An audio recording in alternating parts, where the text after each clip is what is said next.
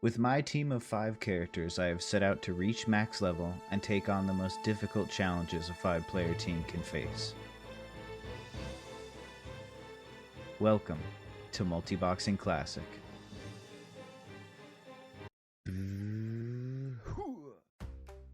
All stories have to start somewhere, and this story starts with my team at level 14. How I got here is pretty simple. Questing. I did most of the non-gathering quests in Duratar, Tirisful Glades, the Early Barrens, and early Silverpine Forest. With level 14 reached and a few pieces of green gear graciously donated by my warrior main, I'm all set to do my first dungeon, Ragefire Chasm. But first, I'd like you to meet the team. Tanker Boy, Feral Druid. Drainer Boy, Destruction Warlock. Porter Boy, Frost Mage. Shocker Boy, Elemental Shaman. Cedar Boy, Holy Priest. So I'm here in Ragefire Chasm. I managed to get a Rallying Cry of the Dragon Slayer. We'll see how long that lasts.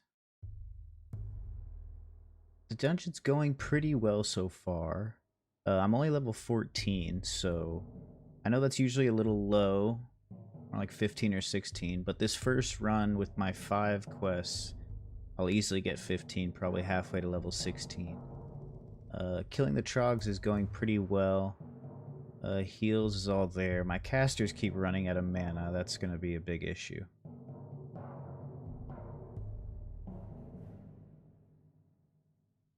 Now my first kind of boss here, Ogleflint. We'll see how it goes. This should be pretty straightforward. I do a nice Moonfire pull, and then it's pretty much just a tank and spank. This guy doesn't have any special abilities or anything. He's dead, easy peasy. Let's keep going. Now, one of the annoying things with these elementals, as you can see that they're immune to my thorns, is that my shaman can do pretty much no damage to them. So that's going to slow me down a little bit, but luckily there aren't too many in this dungeon. And now I'm to the humanoids. These will prove a little more difficult, larger packs, and they have a knockdown, which is not fun. I think we'll do just fine against them, though.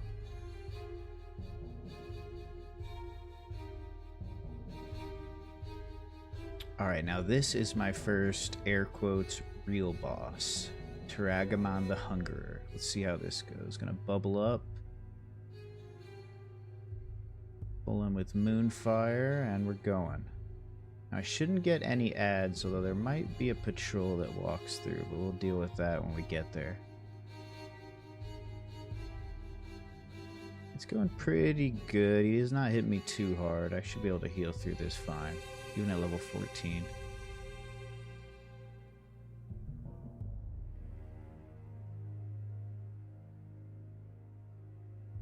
And it's that simple. Even got to add, but I'm dealing with it. Not too much of a problem.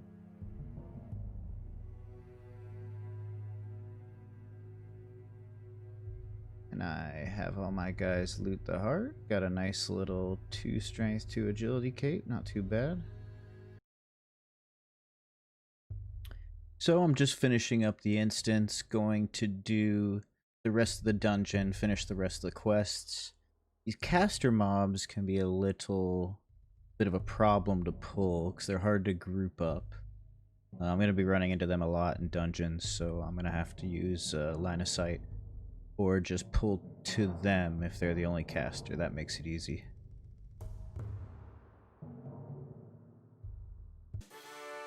I have finished all the quests and it's time to turn them in. I came over here to Undercity.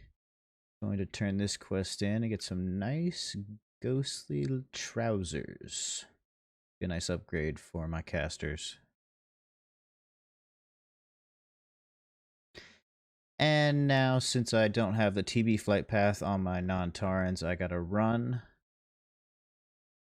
And run. And finally get to Thunder Bluff. Here we are to turn in the quests over here.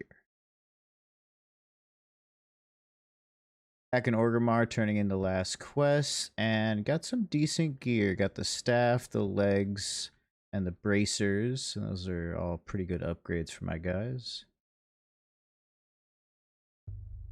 back in the old Ragefire Chasm. I got pretty much to 16 on all my guys. Shocker Boy is still at 15, but he's pretty close to 16. And I'm going to do this to either 17 or 18. At 18, I'll most likely go to Wailing Caverns, but we'll see how this goes.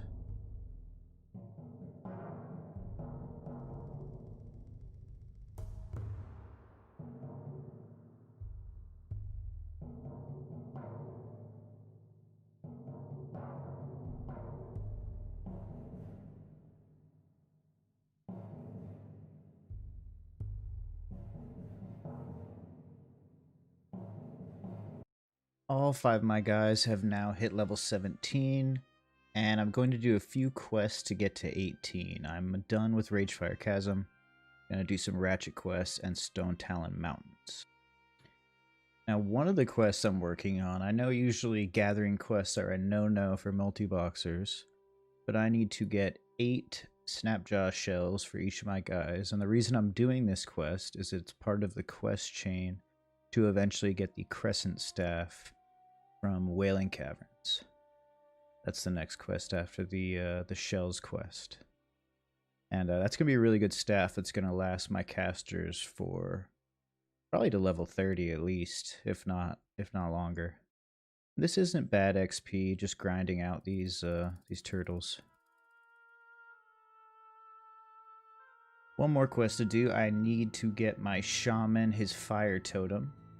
Even though I'm not really using totems, I might as well do the quest now while it'll give him a little bit of experience. Finally heading to Wailing Caverns. Had to grab some of the quests in the cave above the Wailing Caverns entrance. All my guys are level 18, got the new level 18 spells, talents. We are all set to go, I think. This is going to be fun. I'm pretty excited to do Wailing Caverns, actually. It's been a while. RFC is not really a real dungeon in my mind. So this is kind of the first real dungeon I'm going to be doing. Before I go in, I actually have one quest outside the dungeon. I need to kill the goblin for the 99-year-old bottle of port. Pretty simple. He's just a normal elite mob. Nothing special here. But it is free XP. It takes a minute to kill him.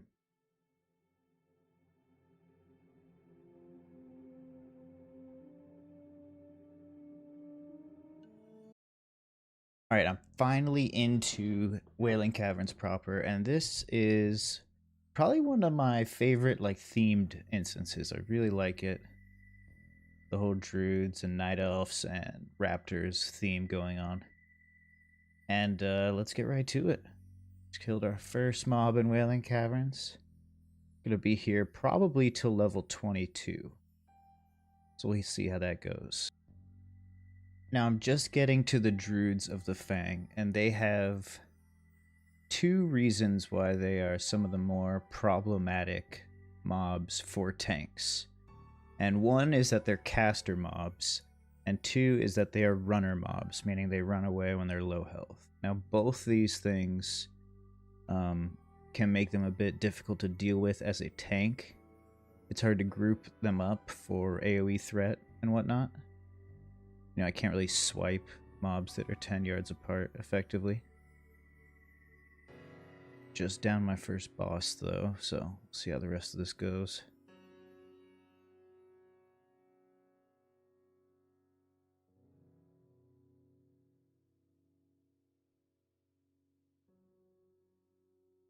Here is my first AoE pack that contains non-elite mobs. Now, most dungeons have something like this. This is the first time I'm running into it in Wailing Caverns. And I can probably almost kill these guys with swipe by the time the druid dies. Not entirely, but they're not going to really be a big problem. I should be able to hold threat on them fine with swipe, especially when it's only 3 mobs total. Now, I've taken to doing, I don't know if you've noticed from the Ragefire Chasm, I've taken to doing pulls where I hot myself and go in. You'll see this here. I regrowth, renew, and rejuve before going bear form. And the regrowth and rejuve is just going to give Tanker Boy even more AoE threat. And it helps it the healing from it is nice as well. On a small pool like this, where it's just 1 elite and 2 non-elites, like, I barely have to, I won't even have to heal, really. I mean, I finished the fight at half health still, because I have 3 hots ticking on me at the start. We want to try to get the leggings of the Fang here. We'll see if we have any luck with that. Oh, nope, it's the robe.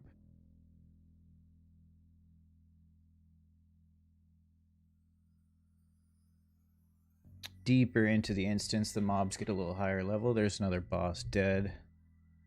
I forgot to start recording earlier, but he was no big deal, as you can see.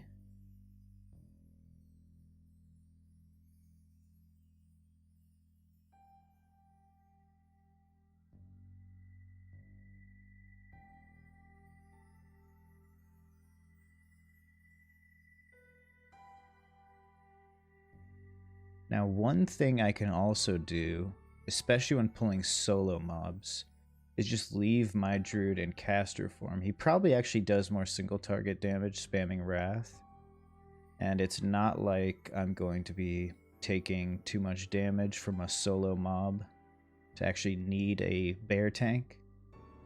And it's an easy way to range pull if I don't want to run in there for fear of pulling other mobs or some other reason.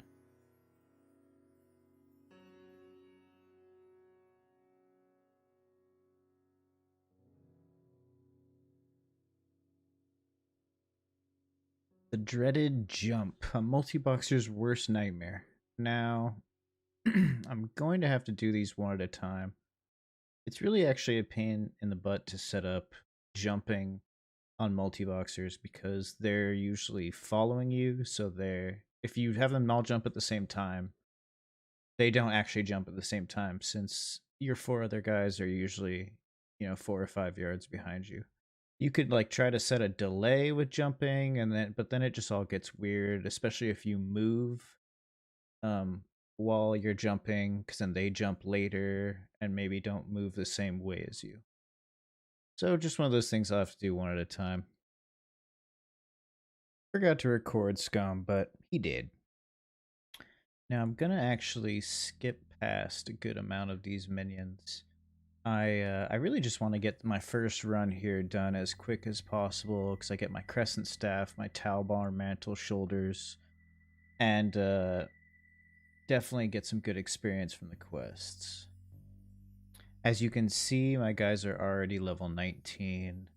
By the time I finish this run and turn in all the quests, I'll probably be pretty close to 20. And we're nearing the end of the dungeon. The mobs are getting a little higher level, a little harder. Thankfully, I've leveled up, so there won't be too much of a disparity between me and the level 21-ish mobs towards the end. The final area on the upper end of Wailing Caverns. We have 2 bosses here, and then of course the Murloc boss afterwards. Clearing the last trash. This has been a long run. It has definitely been a long run. It's a big instance. It really is quite a big, winding instance. Lots of drinking, lots of chasing Druids of the Fang around as they run away when they get low health, but we're finally nearing the finish line.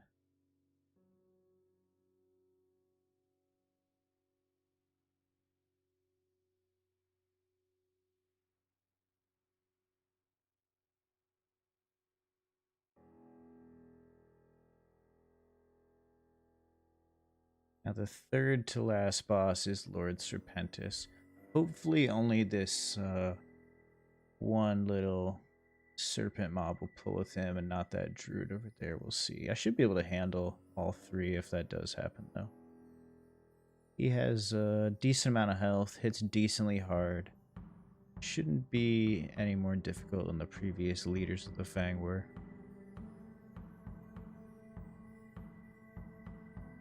He does heal himself, which is something the others really don't do, but anyway, he's dead. Finish off this ad. It's time for the big man himself, Erdan the Everliving. He is going to hit harder than any boss I've faced so far. I think it's something that my Druid tank will still be able to survive. We'll see if that is true. He does have a ton of health, too, compared to other bosses I've fought.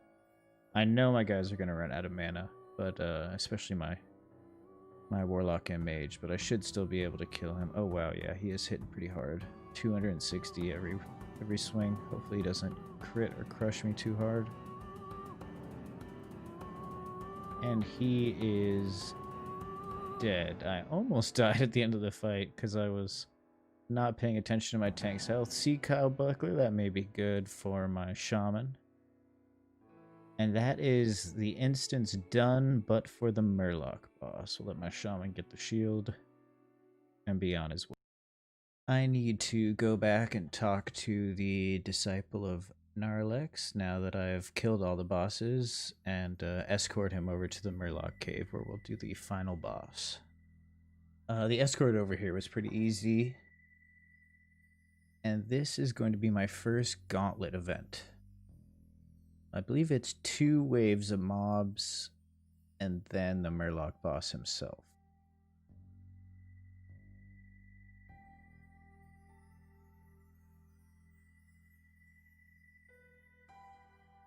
So make sure to notice the mobs in the back. Otherwise, that snake would be banging on my healer if I hadn't pulled him there. This is some elites. This isn't any different than the pulls I did in the dungeon to get here, so this should be pretty straightforward. Just kill them one at a time, hold aggro on all 3 of them. And we'll see if I have enough time to drink before the next wave comes out. Alright, that wave is done. I want to get drinking in, as much drinking as possible before the next wave. And I have to make sure to watch the back again. I want to be able to pull these ones in the backside here and make sure they don't attack my healer and casters. So yep, there's a couple more coming from back here. Pull those. Try to pull as many as I can. Get them to start the fight on me. Rejuve, bear form. And kill these one at a time. I still don't have AoE set up on my DPS yet. It's not really good until I get to higher levels. But these guys are pretty low health. They shouldn't be too big. Oh. Pulled some thread here. My priest can take some damage though.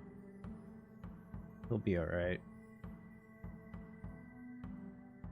Alright, that wave is over. Really hurting on mana on my Warlock and Mage, trying to get as much drinking in as possible before the Murloc boss comes out. He should be roughly as difficult as Verdan the Ever-Living, so I'm feeling confident here. Here he comes, gonna get a regrowth, rejuve, and a renew. And it's pretty much just a tank and spank. He did just put my Shaman to sleep.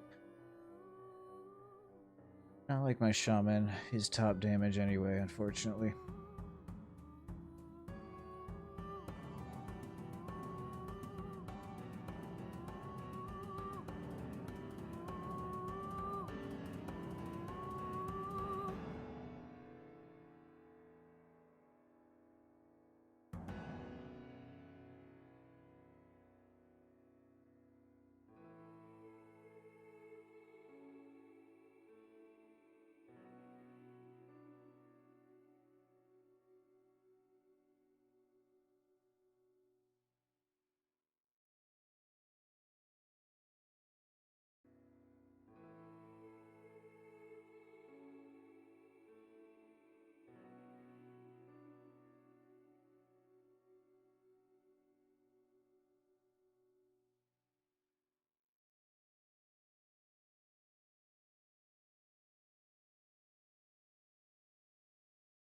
And he is finally dead.